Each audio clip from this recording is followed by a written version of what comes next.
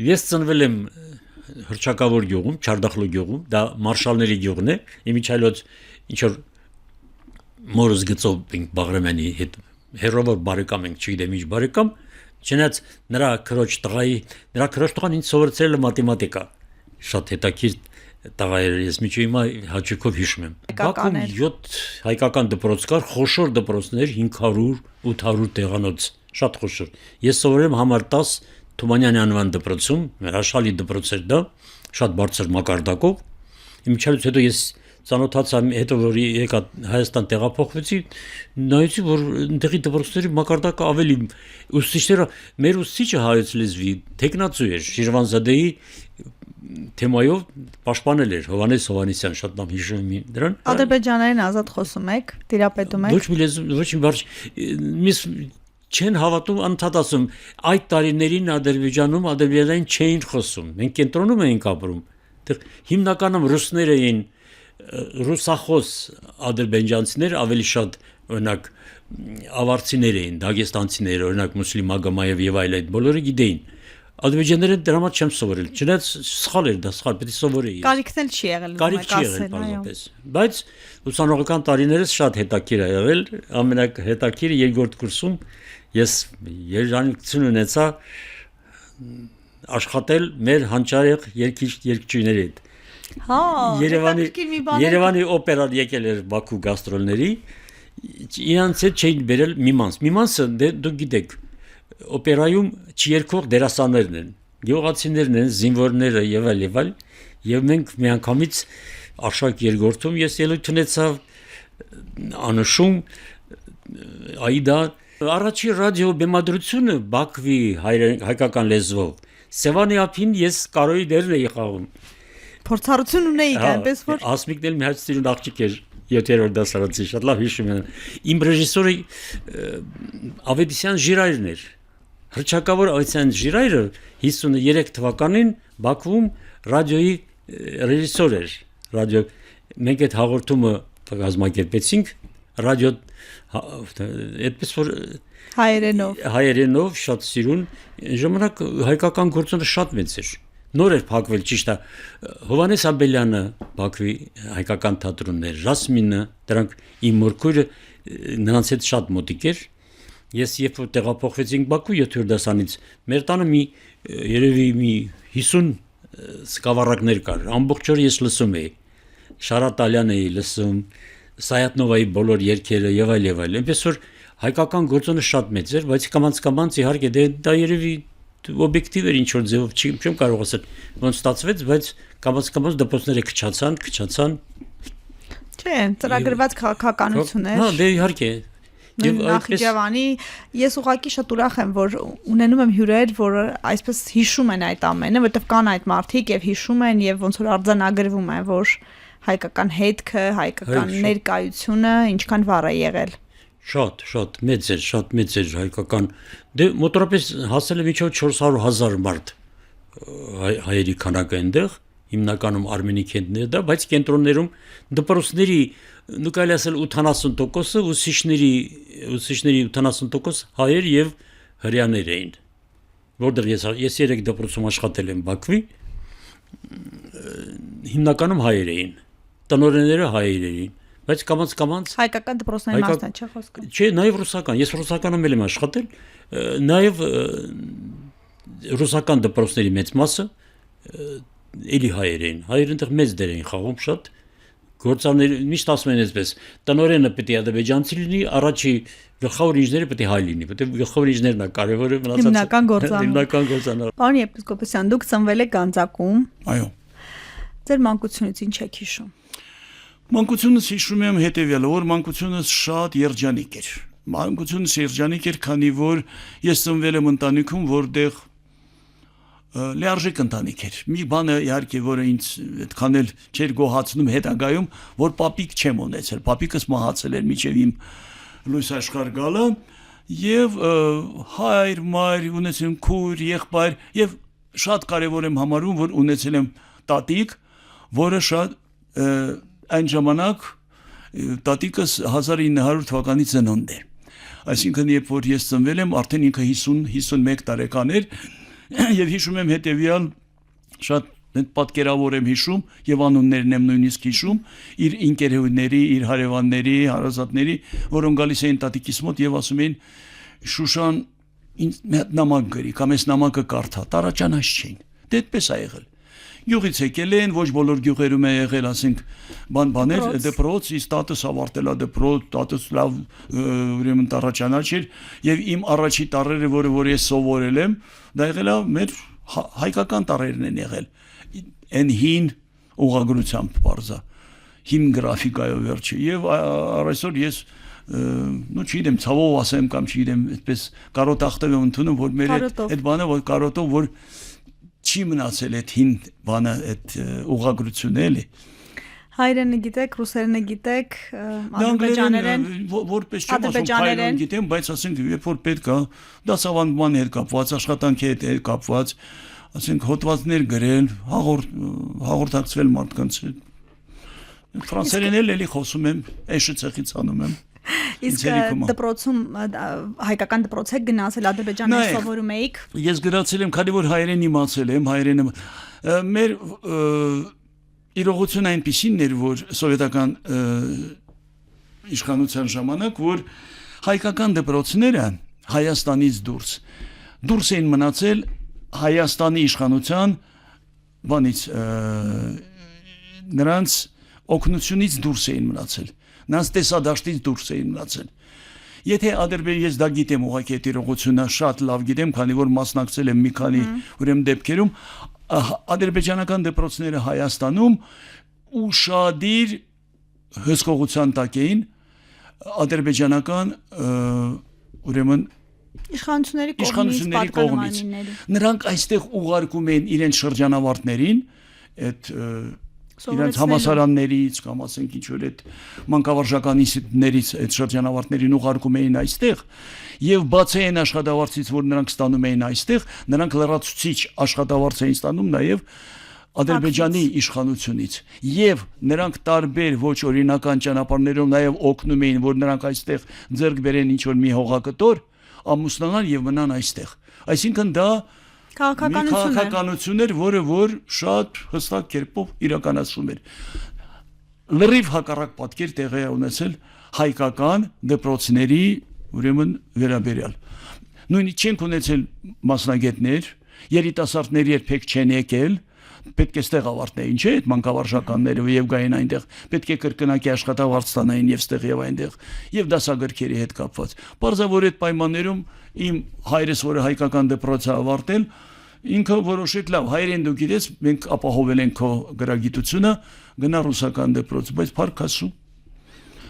չի խանգարել իմ հայերենի իմացությանը։ Քաղաքը վերաբերմունքը ինչ եք հիշում, հաշվի առնելով հիմա այս ճշնամական իրավիճակները։ Տարբեր բաներ իհարկե, քանի որ մենք մեծացել ենք հայկական թաղամասում, այդ հայկական թաղամասը եղել է մաքուր հայկական, այսինքն այնտեղ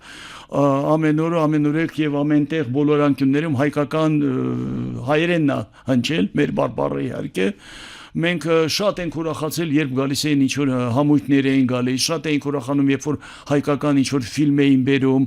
եւ նորից դժգոհությամբ պետք է ասեմ, որ դա շատ քիչ էր կատարվում։ Եթե այստեղ տարբեր երգչուհիներ էին գալի, երգիչներ էին գալիս Ադրբեջանից, եւ դա նորից խրախուսվում էր, նորից իշխանության կողմից, մեզ մոտ ես շատ քիչ եմ հիշում, ասենք մինչեւ 16 տարեկան ես ապրել եմ անընդհատ Գանձակում եւ ես հիշում եմ ընդամենը մի 2-3 դեպք եմ հիշում որ մի անգամ ինչ որ թատրոն եկավ, այսինքն մի կոլեկտիվ եկավ, որը ընդ որում ուշ եկան եւ բանը փակեր, հյուրանոց փակեր եւ այդ ամբողջ այդ բանը խումբը մնաց գիշերը համույթը մնաց մեր տանը։ Էլ ոնց մոռանաք։ Հա, դե շատ հետաքրքիր էր գիշերը 11-ին 12-ին որ զանգա, այսինքն դե փառքասու հեռախոս կարողա, բայց դա լավ հիշողություն է եւ հիշում եմ որ այդ մարդիկ երբ որ ուրեմն իրենց բեմադրությունը որ իրականացրեցին, իրենց պետք էր ինչ-որ մի երեխա 3-4-5 տարեկան երեխա եւ ես մասնակցեցի, այսինքն ունեմ նաեւ դերասանական ինչ-որ փորձեր ունեմ, փորձառություն ունեմ։ Երբ դուրս Դրանք եկաք։ շատ լավ բաներ են եւ կարեւորը հիշում եմ որ մի անգամ էլ կոմպոզիտորներ եկան ուրեմն Հայաստան նույնիսկ հիշում եմ ով էր եկել եւ մենք նրանց հետ շրջեցինք գնացինք տարբեր հայաբնակ ինչ որ բան կենտրոններ ոչ թե գյուղեր այ շրջաններ կենտրոններ եւ այնտեղ հանդիպումներ ունեցան այդ կոմպոզիտորները մենք էլ որպես ուրեմն երաժշտական դպրոցի սաներ գնում էինք եւ հայկական ինչ որ բան էինք նվագում դա շատ լավ հիշողություններ են բայց նորից ասում եմ մեր հայկական ուրեմն օջախները դրսում շատ վատ ձևով են խնամվել կամ ուշադրության տակ չեն եղել Հայաստանի իշխանության կողմից Չեմ կարծում եմ որ նույնը շարունակվում է այսօր կարծում եմ քանի որ լինելով ասենք տարբեր տեղերում Ռուսաստանում ես չեմ տեսնում այդ համապատասխան վերաբերմունքը որ ուղարկվեն այստեղից մասնագետներ այդ մասնագետները այնտեղ դասավանդեն ինչու շատ հետաքրքիր բաներ մատուցեն որպեսզի մարդիկ հրապուրվեն եւ ավելի ընդգրկվեն Երբ ձեր ընտանիքը դուրս եկավ Գանձակից արդեն 89 թվականին այսինքն այնտեղ մնացել են մայրս եղբայրս ընտանիքով 88 թվականին քանի որ արդեն սկսեց այդ բոլոր իրադարձությունները ավելի ակտիվ ձևով նրանք դուրս եկան ուղղաթիռով թե ինքնաթիռով չեմ հիշում ուղղաթիռով ոնց որ թե բերեցին այստեղ արդեն բարեկային ժամներ ստիպված ես չեմ կարողացել նույնիսկ գնամ օթակայան եւ նրանք եկել են հասել են Երևան եւ մի քանի օր հետո արդեն երկրաշարժներ այսինքն այդ բոլոր այդ իրադարձությունները մեկը մյուսին գլորելով ուրեմն հետևելով այդպես էր եւ եղբայրս մնաց այնտեղ որպեսզի կարողանա գոնե մեր ունեցվածքի ասենք ինչ որ մի մասը տեղափոխի գոնե ասենք ինչ որ մի ձևով կարողանա տունը վաճառի որպեսզի գա այստեղ ինչ որ մի բան էլ այստեղ գտնի որ դրսում չմնան մի մասին հաջողվել է մյուս մասին չի հաջողվել դա այդպես ասենք մեզ ինչ որ կիսով չափով հաջողվել է մեր ընտանիքին իմ հորեղբոր ընտանիքին դա չի հաջողվել եկել են այստեղ ասենք 20 տարի ավել երևի մնացել են հանրակացարանում են ապրել եւ այդպիսի օրինակներ շատ կա այսօր դա շարունակվում է արդեն Արցախի բնակչության հետ այսինքն մենք դա պետք է մտածենք միշտ պետք է մտածենք վատի մասին որպեսզի լավը տեղի ունենա այսինքն մենք երբեք չենք մտածել որ ամրապնդենք մեր հայկական օջախները դա չի եղել եւ ես տեսել եմ դա իմ այսպես ասած կաշվի վրա եմ տեսել եւ այսօր դա պետք է մենք անենք այդ հայկական օջախների որոնք այսօր կան եւ Սովծովեապին Կրասնոդարում կան Ռոստովում կան ամբողջ աշխարհում բայց այն օջախները որը շատ մոտ են այնտեղ աշխատանքը պետք է լինի շատ սերտ կապի միջոցով այստեղ գնալ գալը ինչ է ընդհանրապես 50 րոպե Թռիչկա 50 րոպե ոչ ավել կամ Վրաստանում հասկանում ձեր ասածը դուք ծնվել եք Նախիջևանում այստեղից սկսենք ինչ եք հիշում ձեր մանկությունի ձեր հայրենի գյուղից Եթե հիշողության գիրք անգնեմ պետք է ասեմ ծնվել եմ Նախիջևանի Շահապունք գավառի մասի գավառի Արինջ գյուղում լրիվ հայաբնակ գյուղ է եղել հայտնի էր մեր գյուղը Արինջը հատկապես իր խաղով բարձր այսպես ասած քաղցրություն ունեցող խաղի տեսակ ունենք մոտավորապես ինչպես մեր արենի խաղողներ Ես ուզում եի հարցնեի նույն ուղղությամբ է հարևան է սահմանակից է եղել նույն տարածքն է Վայոց ձորն է Սյունիքն է Նախիջևանի դա հյուսիսային հատվածի գավառները գրեթե նույնն են Մարդկանց մտածելակերպն էլ, եթե վերցնենք ազգագրական տեսակետից, գրեթե տարբերությունները շատ քիչ են։ Մեր գյուղը հանրահայտ էր ոչ միայն Նախիջևանի տարածքում, այլ իր խաղաղագործությամբ ընդամենը 54-56 հեկտար խաղողի այգիներ ունեինք, հիմնականում սև տեսակի խաղողեր, գինու խաղողեր, իհարկե նաև սեղանի խաղողատեսակներ կային Իր քաղցրությամբ ասացի, որ շատ հայտնի էր նա միջազգային դերևս խորհրդային իշխանության տարիներին մի շարք անգամներ միջազգային ցուցահանդեսներում առաջնակարգ տեղեր է գրավել, նույնիսկ ես հիշում եմ 59-60 թվականներին մեր կոլտնտեսության նախագահին նվեր տվեցին միջազգային ցուցահանդեսներին մի մարդատար մեքենա, որը եզակի այդպես ասած դեպքեր էր Ողջ Սյունիքը մեր գյուղի միջայլոց ասեմ ընդամենը 30 կիլոմետր հեռավորությունը Անգահակոտ գյուղից անմիջապես մինչև Երագնաձորից ճանապարհը, որ հիմա արդեն 60-ական թվականներից հետո շահագործման հանվեց, Երասեց, Երագնաձոր, Սյունիք, մինչ այդ ճանապարհը գնում էր Նախիջևանի տարածքով, Սիսյանի բազան Նախիջևանում էր, երկաթգծային ամեն ինչ այդտեղ բեռները բերում, ամառ ձմեռ գրեթե ողջ տարին երկու մուտք կար, անմիջապես մեր գյուղի կողքով էր անցնում ճանապարհը 2 կիլոմետր հեռավորության վրա, սյունեցիների վարորդները մասնավորապես ձմեռվա ժամանակ եւ որ Բիչանակի Լեռնանցիկը ձյունապատ էր լինում, դժվար անցանել լինում, շատ հաճախակի օրերով մնում էին մեր գյուղը, բոլորը գրեթե ծանոթ բարեկամներ ունեին։ Եվ պետք է ասել Սիսյանի շրջանի Գորիսը, Ղափանը գրեթե չափազանցություն չէ դա, իրենց այսպես ասած խեր շարի համար գինին միշտ մեր գյուղը արինջի գինին էին, սև գինի էր, միշտ մեր գյուղից էին այդպես ասած գնում, վերցնում, գնելը այնպես չի, որ այսօր դրամով էին գնում, ժամանակին փոխում էին։ Փոխանակում էին, այո։ Փոխանակում էին, օրինակ Սիսյանից Գորիսից բերում էին խնձոր, կարտոֆիլ, ոսպ, հաճարի ցորեն եւ այլն։ Եվ չեմ հիշում այսօր մոտարապես 1 լիտր գինու դիմաց 2 կիլո կարտոֆիլ էր, թե 2 կիլո խնձոր եւ այլն, ինչեւ է։ Հայտնի էր մեր գյուղը այդ առումով, խորը ձորի մեջ երկու կողմերից սարեր, գետը, հորտարատ գետ էր գնում, գյուղը փաստորեն գետի աջ ափին մոտարապես 120-130 տուն բնակչություն ունեցող գյուղ էր, հայտնի էր ոչ միայն շրջանի, այլ ամբողջ Նախիջևանի Հանրապետության տարածքում։ Երբ դատարկվեց գյուղը, մարդիկ ուր գնացին ու ինչից հետո։ Գյուղը, ինչպես Նախիջևանի հայությունը փաստորեն հիմնականում դատարկվեց 1945 թվականի պատերազմից հետո, աստիճանաբար, սկզբնական շրջանում քիչ էր, բայց հետո տարի առ տարի ավելի դա սաստկացավ եւ ադրբեջանական իշխանությունների ճնշումներն էլ իրենց հերթին արդեն 60-ական թվականներին պետք է ասել Նախիջևանի տարածքի հայկական գյուղերի զգալի մասը տեղափոխվել էին հիմնականում Հայաստան։ Ես իմ աշխատություններից մեկում այդ պատճառները նշել եմ, թե ինչն էր պատճառը, որովհետև հետո դպրոցները փակվեցին, աշակերտների թիվը աստիճանաբար նվազեց եւ այլ, այդպես պատճառները մի շարք էին եւ որոնցից մեկն էլ պետք է ասել Հայաստանի իշխանությունների անտարբերություններ Նախիջևանյան, ասենք տարածքի վերաբերյալ շատ մեծ սիրով ընդունում էին Հայաստանում նոր Նախիջևան հայերը, որոնք որ գալիս էին, նույնիսկ կաշառք էին վերցնում, գրանցում էին Երևանում։ Էլ չէին մտածում, որ այդ տարածքը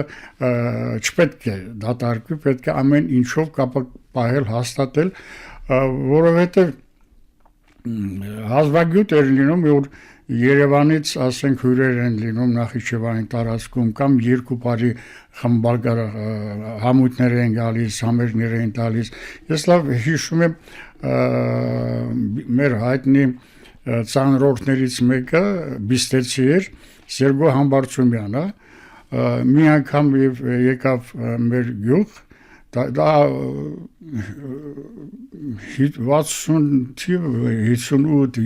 60 թվականներն էր, նախատեսել էր մեկ օր պետք է լինի գյուղում, բայց այնքան ժողովուրդը որ կապնված էին, 2 օր ստիպված ինքը մնաց եւ այլ այդ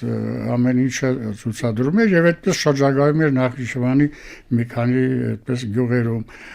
կամ պատահում էր երկի համույթներ էին գալիս, որ դարձյալ մեկ օր պետք է այս գյուղում մնան, հաջորդ գյուղում ակումբ ունեինք, բավականին մեծ մի 300 տեղանոց, գուցե մի քիչ ավելին,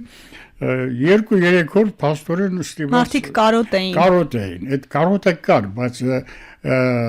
ցավոք սրտի իշխանությունները, Հայաստանյան իշխանությունները տեր չէին կանգնում այս ամենին, աստիճանաբար Բացի այդ էլ դպրոցը ավարտելուց հետո երիտասարդները եթե 30-ական թվականների Նախիջևան քաղաքում կար մանկավարժական ուսումնարան, բժշկական ուսումնարան, դրանք հաշտանաբար փակվեցին։ Դպրոց ավարտելուց հետո երիտասարդները ինչ պետք է անեն, կամ պետք է գնային կոլտնտեսություն աշխատեին, կամ ադրբեջաներեն էր ամեն ինչ պետական կառույցներում աշխատելու համար պետք է տիրապետեք նաև ադրբեջաներին, որը իհարկե հայերը չէին բանանում մնում էր մի ելք երիտասարդները տեղափոխվեն Հայաստան սովորեն եւ եթե գալիս են սովորում են բնականաբար մնում են Հայաստանում աշխատանք են գտնում եւ աշնանաբար ասենք իրենց ընտանիքներին էլ տեղափոխում են այսպես աշնանաբար դատարկվեց Պարոն Ավեզյան մի հարց է ծագում որ զուգահեռներ են անցկացնում Ջավախքի հետ եթե մենք մտածում ենք որ խորհրդային իշխանությունը այն ժամանակ Հայաստանում պակաս նախանձախնդիր էր մարդկանց Նախիջևանում պահելու համար համանման իրավիճակում էին Ջավախքի հայեր ավելի պինդ էին կպած թե վրացական իշխանություններն էին ավելի լոյալ ասեմ ձեզ գիտեք ինչ Ջավախ նույն իրավիճակն է պատմական առումով եթե վերցնում ենք թե Արցախն է թե Նախիջևանն է թե Ջավախքը ես անդրադարձել եմ իմ աշխատություններում Ջավախքի խնդիրը համեմատաբար մի քիչ այլ է տարածքային խնդիր չունեին, որ այդպես սարուցան, ինչպես որ Ադրբեջանը Նախիջևանի այդ հարցում ուներ։ Շատ լավ գիտեք, որ փաստորեն Նախիջևանը Ադրբեջանի հետ ոչ մի ցամաքային սահման չունի։ Հենց